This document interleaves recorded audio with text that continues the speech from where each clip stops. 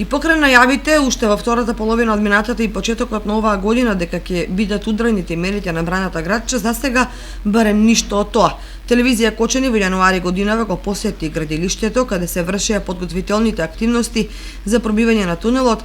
преку кој треба да се скрене водата од Оризарска река за да може да се работи на темелите, кога практично се уредуваше просторот за свечениот чин. Меѓутоа, неочекувано планираните активности се одложија, а подоцна се случи корона кризата, па ситуацијата сега е статус кво. Како стоат работите, тешко е да се очекува дека оваа година наречени воопшто ќе се работи, бидејќи во наредниот период ќе следува рестриктивна политика во делот на капиталните инвестиции поради пандемијата COVID-19.